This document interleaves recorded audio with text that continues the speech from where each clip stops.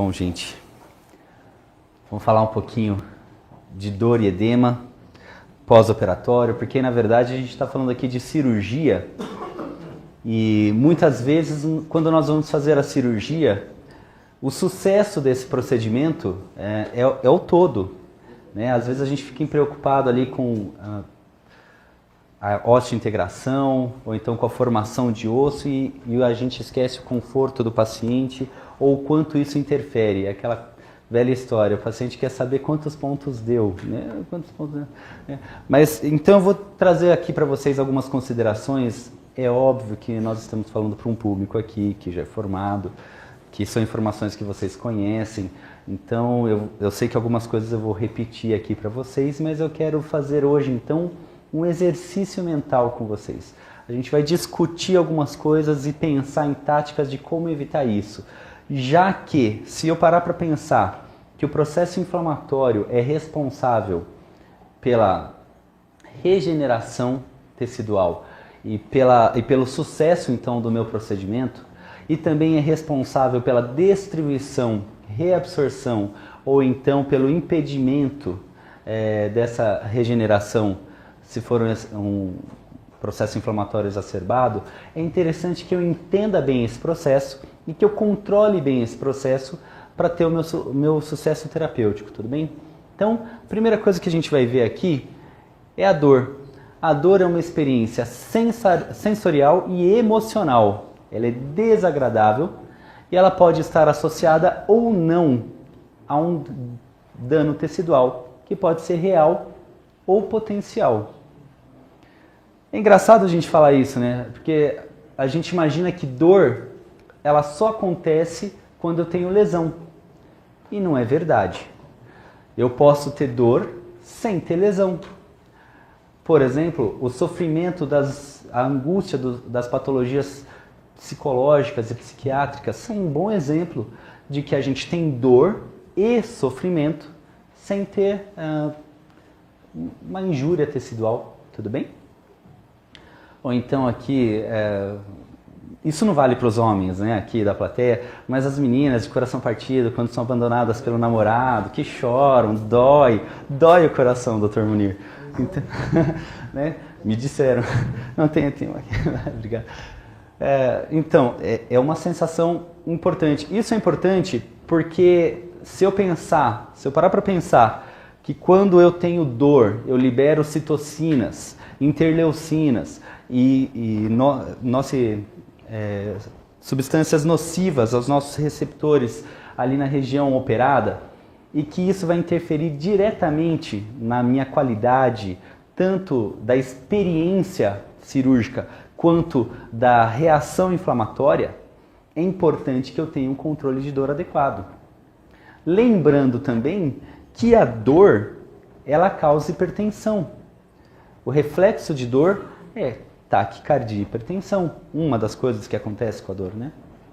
Se eu tenho taquicardia e hipertensão, eu tenho aumento da pressão hidrostática local.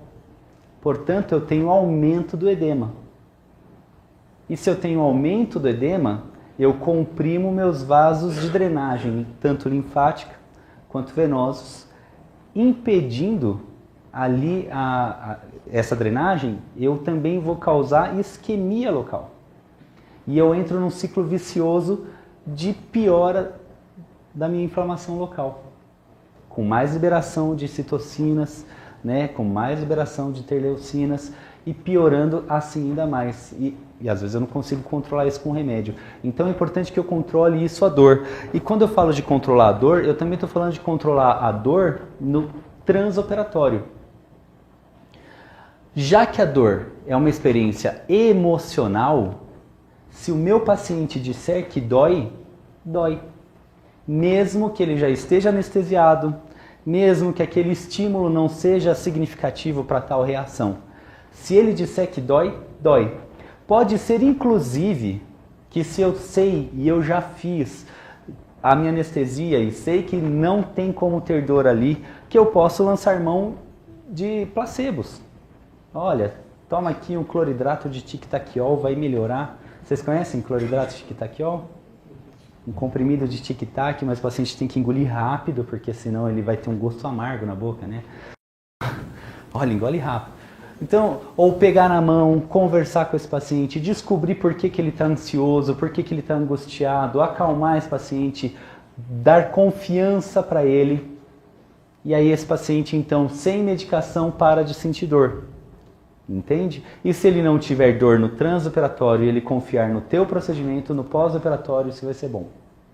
Lembrando que a dor persiste no pós-operatório, tudo bem? Então, devo me preocupar com dor, sim. E aí, vamos falar de edema, então. Qual que é a definição de edema? É o acúmulo anormal de líquido no compartimento extracelular ou nas cavidades corporais. Certo? Então eu vou lá, faço um procedimento cirúrgico, incisei a mucosa, divulsionei a mucosa e a partir disso eu tenho lesão. Aquelas células começam a morrer ali, tudo bem? Você não partiu um monte de célula? Entra então no processo de apoptose, liberam substâncias ali inflamatórias. Também eu vou ter alteração da circulação local, com isquemia local, exposição a agentes agressores químicos e biológicos, fazendo uma reação inflamatória maior, piorando então a circulação tecidual, gerando edema. E como que eu consigo isso? Com aumento da pressão hidrostática. Então lembra do vaso e aí do sangue passando dentro do vaso e fazendo pressão para sair, né? O plasma extravasando do capilar. Lembra da fisiologia? Não é assim que acontece? Tá lá o vaso, vai passando hemácia, vai passando proteína, vai passando plasma e com a pressão hidrostática ela sai. Ela vai extravasando para o plasma. E quando ela extravasa para o plasma, ela vai alimentando por embebição plasmática tudo aquilo que está ao redor daquele capilar. Isso na parte da arteríola, né? Aí depois, na parte venosa, ela volta para o vaso de novo por causa da pressão coloidosmótica ou pressão oncótica. Revisão do primeiro ano da fisiologia. É assim que acontece. Agora, se eu tiver uma pressão hidrostática alta, eu vou ter extravasamento de plasma muito maior para o meu intestício. Então, se eu tiver um paciente hipertenso, se eu tiver um paciente com dor, eu vou ter um paciente com maior formação de edema. Se eu tenho diminuição da pressão coloidosmótica, então eu tenho menos proteína dentro do meu plasma, paciente desnutrido. E por incrível que pareça, desnutrição no Brasil ainda é coisa séria. Eu não estou falando só da classe D e E, eu estou falando das meninas que vivem compulsivamente fazendo dieta atrás de dieta e não comem, né?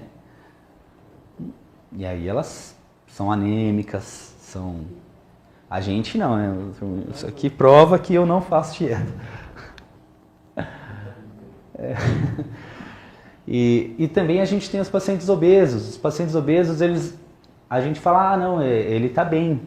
Na verdade, nem sempre porque ele é obeso, ele é bem alimentado. Às vezes ele come mal. Nós temos os pacientes aí, os farináceos, né? Eles são gordinhos, mas na verdade eles não têm ingesta de proteína adequada. Esses pacientes vão fazer mais edema. Tudo bem? Se eu tenho aumento da permeabilidade vascular, por exemplo, pacientes com inflamação crônica, você vai operar uma região inflamada, uma gengivite crônica, ou então pacientes que têm doenças arteriais ou venosas, né? Que têm fragilidade capilar, né? Diminuição da drenagem linfática, então estrutura corporal, por exemplo, os pacientes obesos acabam fazendo compressão no pescoço, dificultam a drenagem por massa, por volume. Presença de tumores, às vezes decúbito. É aqui que entra o decúbito pós-operatório. Se a minha drenagem linfática vai em direção ao coração e não tem pressão, lembra que o sistema vascular linfático é diferente do sistema vascular venoso e arterial. Eu não tenho uma pressão ativa que leve essa linfa, esse plasma de volta para o coração, lá pelo sistema ásicos, né? Lembra disso? Gente, se eu estiver falando coisa que eu estou viajando aqui para vocês, vocês podem parar, podem perguntar, porque o objetivo daqui é que vocês saiam daqui sabendo. E não que saiam tendo assistido, nossa, uma aula, uau, né? É para entender. Então pode parar, pode perguntar a hora que quiser, tá bom? Então, se esse sistema, ele é um sistema de drenagem passiva, e eu tenho um paciente deitado em decúbito horizontal, onde a altura da cabeça é a mesma do coração, ele está assim, qual é o estímulo de drenagem linfático aqui, em direção ao coração? Zero. Então, no meu pós-operatório, eu tenho que inclinar meu paciente. E quando eu falo de inclinar meu paciente, não é dormir com travesseiros. Porque se ele fizer isso, ele comprime o sistema venoso. Entende? Então, meu paciente tem que ser orientado a dormir inclinado.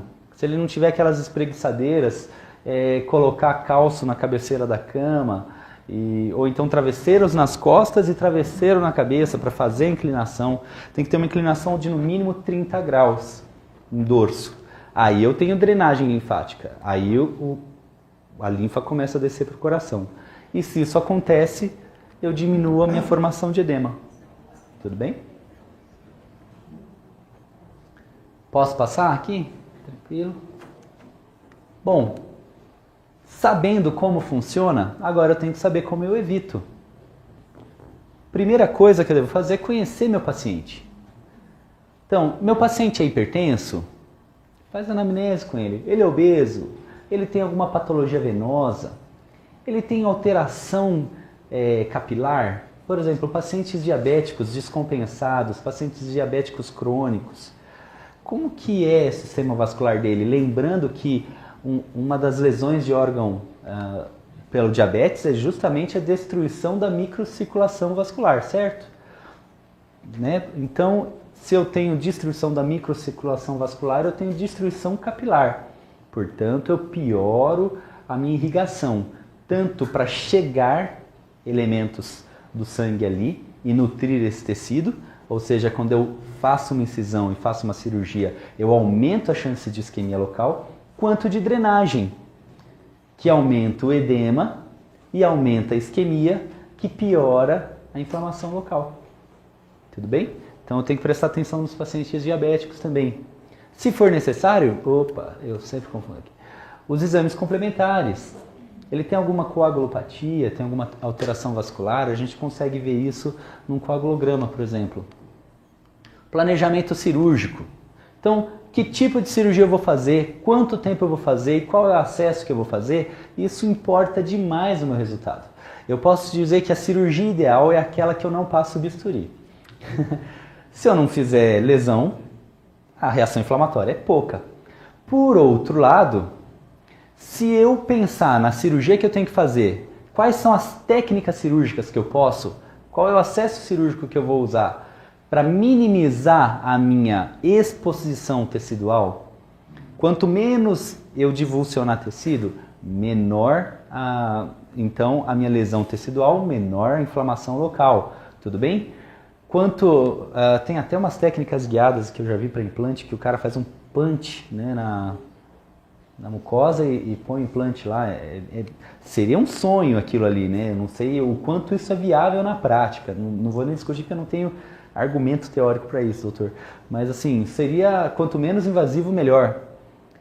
E pensando que no meu tempo cirúrgico, quanto mais tempo eu tiver de divulsão dessa mucosa, então imaginando o rebordo ósseo aqui, eu vou lá, inciso, descolo desse lado, descolo desse lado. Quanto mais tempo eu tiver, mais sujidades entram, mais bactérias entram, mais está exposto a produtos químicos que vão gerar inflamação, e mais tempo sem nutrição, porque eu interrompi nutrição aqui. Tanto que a gente vê a mucosa ficando roxinha, né? Ela fica diferente. Então, quanto menor o meu tempo cirúrgico, melhor para o paciente. Quanto menor a minha incisão, melhor para o meu paciente. E o segredo está em premeditar, então, as complicações. Aqui, no caso, a gente vai dar ênfase à dor e ao edema, né? que eu posso fazer? Eu tenho algumas táticas aqui. A primeira delas é a alteração dietética. Eu posso perceber esse paciente e falar, bom, eu vou pedir para ele comer uma dieta mais rica em proteína, tanto pré quanto pós-operatória. Por quê? Se ele tem lesão tecidual, ele vai precisar reparar. Reparar tecido é com proteína. Tudo bem? E a alteração dietética pós-cirúrgica aqui, tem um detalhe aqui. Eu vejo que é muito frequente a orientação de tomar sorvete no pós-operatório. É bem interessante porque você tem compressa fria, né? De uma forma indireta no paciente. Mas se você parar para pensar, o sorvete é uma dieta hipercalórica, hiperlipídica, hipoproteica. Então ela foge um pouco do meu interesse. É óbvio que eu devo evitar calor local, porque se eu tiver calor local eu vou ter vasodilatação na região operada e ali eu ainda não tenho reestruturação do sistema vascular, não foi refeito todas as anastomoses. Então se eu tiver vasodilatação eu vou ter extravasamento de plasma e sangue naquele lugar, provocando sim edema e aumentando a chance de sangramento, com piora da inflamação local, piora da reparação tecidual, piora do sucesso cirúrgico. Tudo bem? Mas eu tenho que pensar também que não precisa, eu tenho que pensar no conforto do meu paciente, que a boca está numa temperatura aí por volta dos 37 graus, 36,5, 37 graus. Se a minha alimentação tiver disso para baixo, tá bom. Só não pode ser quente. Tudo bem? E eu posso pensar em alternativas. Falando agora, pensando naquela, inspirado ali naquele buffet, aquele coquetel que nós teremos no final, a gente pode pensar aqui, ó, um talharim à bolonhesa, né? Tem carboidrato e proteína. Um peixe assado com batata, não precisa de esforço para mastigar isso. Tem proteína e carboidrato, né? Dá energia para o meu paciente. Por que eu estou falando do carboidrato também? Porque muitas vezes no pós-operatório, pelo paciente não se alimentar muito bem, ele começa a fazer náusea por hipoglicemia, por cetoacidose. E aí ele vai evoluir com náusea e vômito pós-operatório por hipoglicemia. O que piora demais o meu pós-operatório em cirurgia oral, porque quando eu faço a manobra de Valsalva para poder vomitar, né, eu aumento a pressão arterial craniana, aumento a pressão venosa intracraniana e eu curso com edema, com sangramento, com tudo isso. Né? Então tem que pensar nisso também, no conforto do meu paciente no pós-operatório. Lembrando que, estatisticamente, 30% dos pacientes em pós-operatório de cirurgias orais evolui com náusea e vômito. Então deve fazer parte do meu esquema de prescrição antieméticos no pós-operatório para esses pacientes, principalmente os pacientes que têm tendência a náusea e vômito.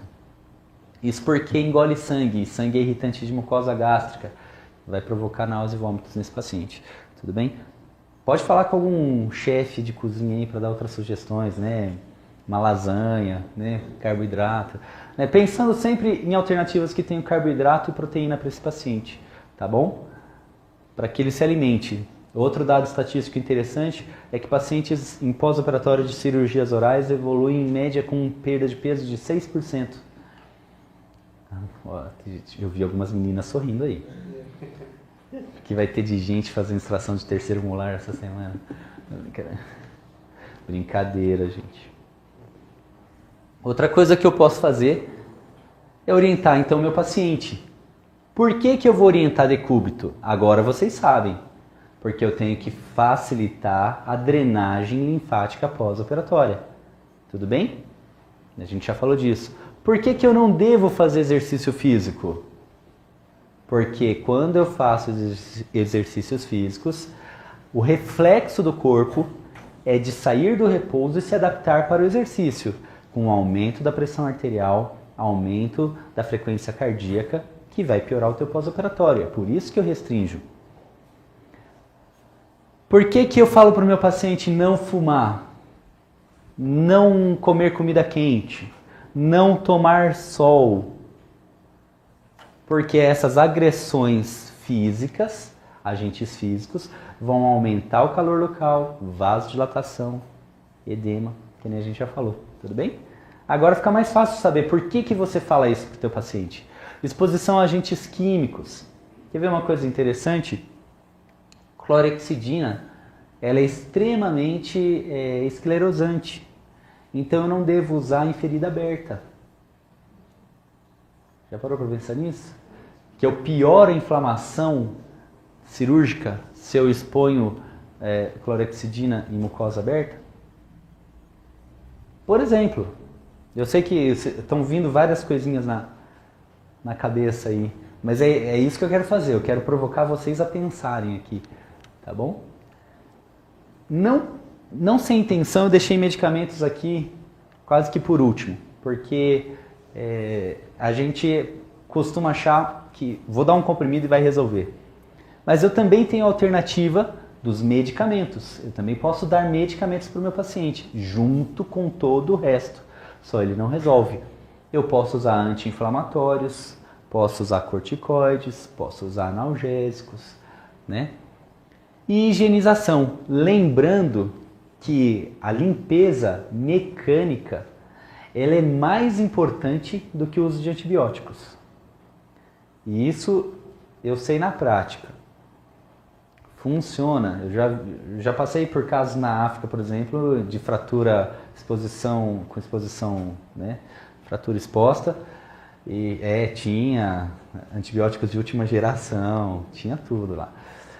Tinha inclusive clorexidina. Eu lavei o osso com água e sabão. E ficou bom. Eu tenho a foto para provar. Né? Mas eu lavei exaustivamente por meia hora com água e sabão aqui, osso. Sem enjoar. Esfregando, esfregando, esfregando, esfregando, esfregando. Joga água, joga água, joga água, joga água, sabão, sabão, sabão. Então, se você lavar e higienizar, funciona melhor do que dar antibiótico. Tudo bem? É verdade. Tá certo? Então, a orientação para o teu paciente de higienização no pós-operatório é muito importante. Ó, não façam isso no Brasil, tá? O que eu tô falando aqui, senão, pelo amor de Deus, vão me processar. Foi por falta de consciência, tá bom? Entendendo aqui então a dor e saber o que eu posso prescrever para o meu paciente. Lembrando que quando eu tenho uma injúria tecidual aqui, então cortou a mão. No ferimento, eu vou ter liberação, então, eu tenho destruição celular com liberação de bradicininas, prostaglandinas e substância P, que é a substância PEN. E essas substâncias estimulam as fibras tipo A e as fibras mielínicas, que vão conduzir, então, a informação nervosa até medula, que no trato espinotalâmico superior, anterior aqui, vão subir até a formação reticular lá no tálamo. E aí a gente vai ter, olha só que interessante isso aqui, no sistema límbico, o processamento no tálamo da dor. Ou seja, na região do cérebro relacionada com emoção. E aqui é que eu determino se essa informação vai para o córtex ou não, se ela é importante ou não. Quer ver um exemplo? Eu vou precisar de uma voluntária. Como que é teu nome? Maria. Bruna. Então imagina que a Bruna está na praia. Bruna gosta de praia? A Bruna gosta de praia. Então a Bruna estava na praia, andando. Era um dia, um sábado, não chuvoso, de sol. Tava com o namorado dela, o Brad Pitt, é isso, né? É o Brad Pitt. E ela tava lá na praia, ele tava lá surfando nas ondas. Ela falou, bom, vou dar uma voltinha aqui, vou me distrair um pouco enquanto ele surfa. E aí ela pisou numa bituca de cigarro, gente. Quando ela pisou na bituca de cigarro acesa, ela sentou no chão, ela chorou. O Brad Pitt saiu correndo da água. Foi lá, pegou ela no colo, levou para casa, fez miojo para ela de almoço, passou pomadinha no pé dela, fez carinho, deu beijinho o dia inteiro. Uma experiência emocional. Fez miojo, sacanagem. Brad Pitt fazendo miojo. Outra situação, mesmo evento, em momento diferente. Então a Bruna, agora ela não estava mais no Guarujá, ela estava em Praia Grande. E aí ela saiu para andar, e ela foi andando. Quando ela reparou, estava tarde, ela estava longe de casa, ela não sabia onde ela estava, doutor. E ela começou a ficar preocupada, e uma nuvem negra apareceu no céu, ouviu-se trovões, e tinha uns caras fumando maconha ali no canto. Ela começou a ficar meio tensa, preocupada, os caras, lá em casa, tal, não sei o que, tal. E aí ela chega em casa, olha pro pé e fala assim, ué, aonde eu machuquei? Ela pisou na mesma bituca de cigarro, o estímulo foi o mesmo, mas não passou pro córtex, não era importante, entendeu? Então dor funciona assim. Ela passa pelo sistema emocional. Isso eu quero que vocês gravem. Isso é o mais importante para mim. Que vocês reconheçam a dor do teu paciente. Se o paciente confiar em vocês e vocês falarem para ele com dor, sem anestesia, minha filha, vai ficar tudo bem, eu estou cuidando de você, ela vai parar de sentir dor. E se for o contrário, com anestesia, você falando, só mais um pontinho, né? Ela vai sentir muita dor anestesiada. E o pós-operatório vai ser ruim, porque vai liberar as bradicininas, interleucinas, citocinas, entendeu? Sendo assim, se eu sei disso, eu sei então onde eu posso atacar a minha dor.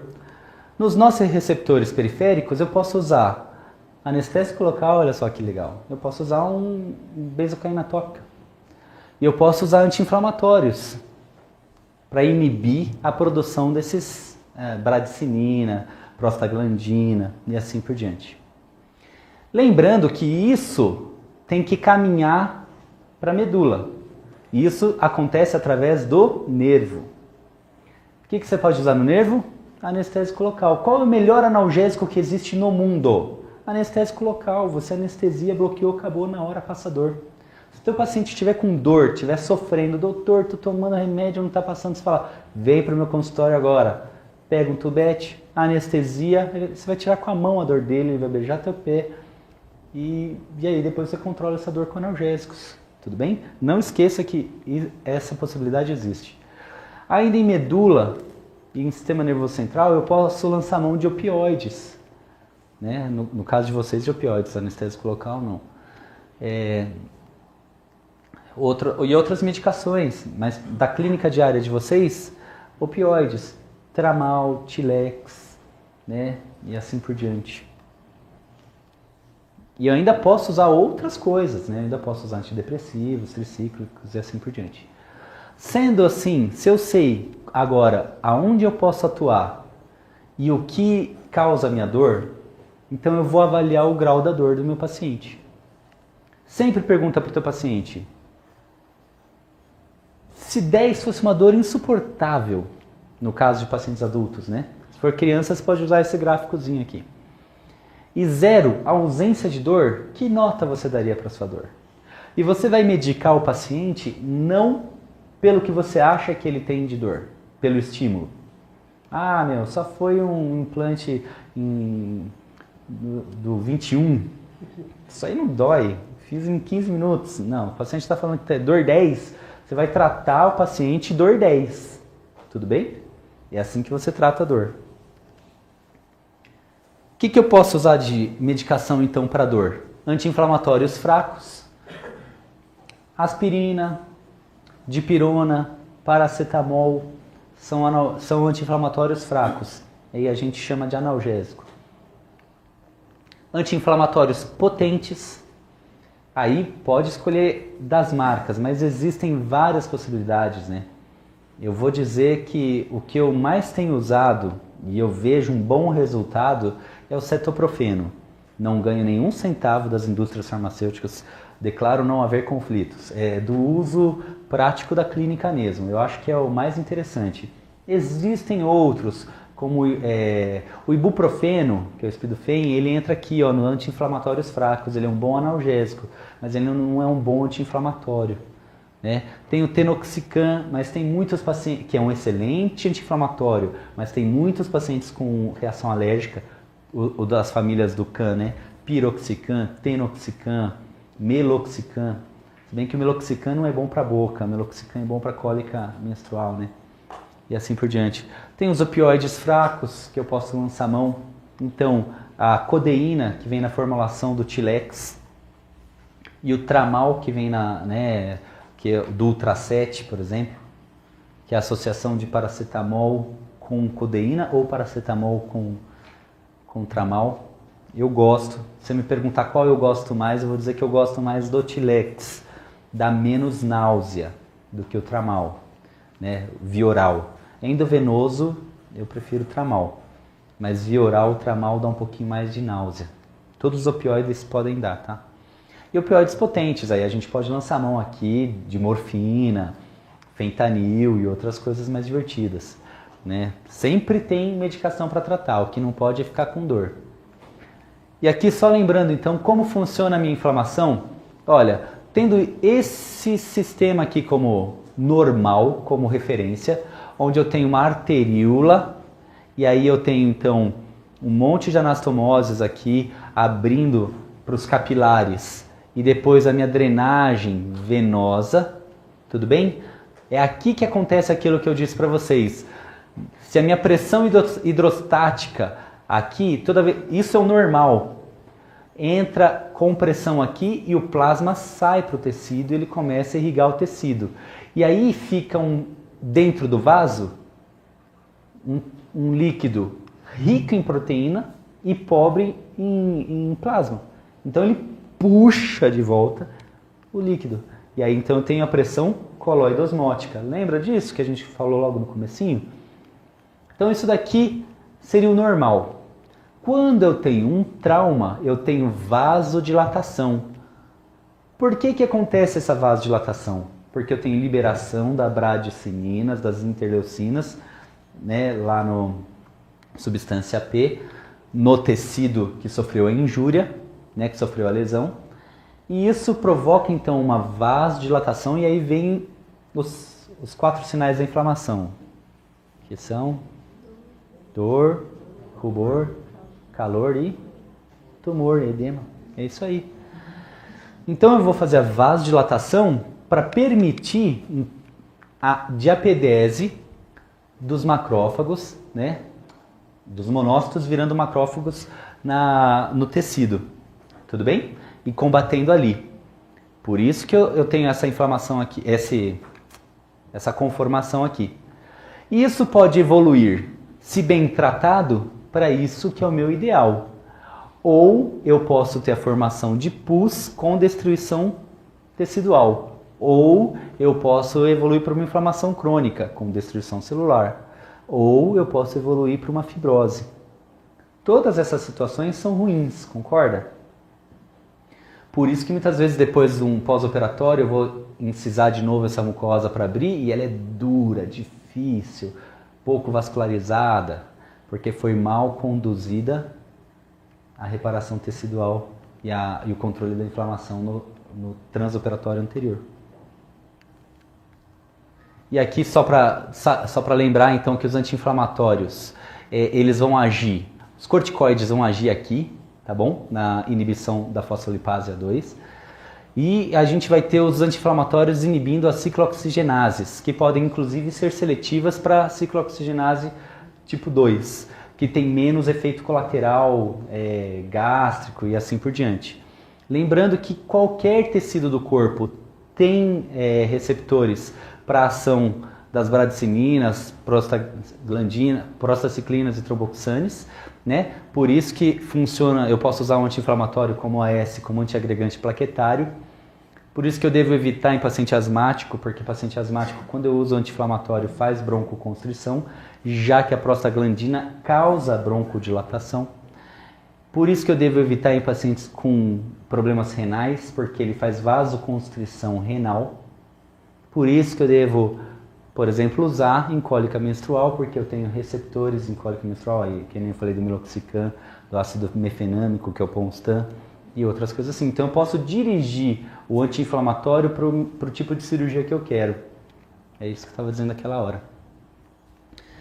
E aí eu tenho como opções usar anti-inflamatórios hormonais de ação curta, prolongada e de depósito. Curta, por exemplo, prednisona. Prolongada, dexametasona. Prednisona é umas 4, 8 horas.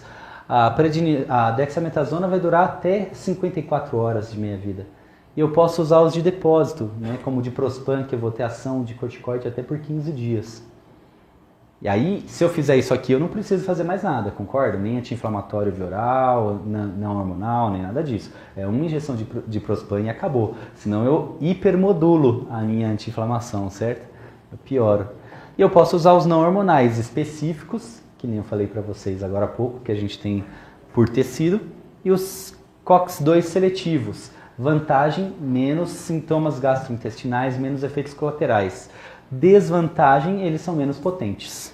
Tudo bem? Por enquanto é só.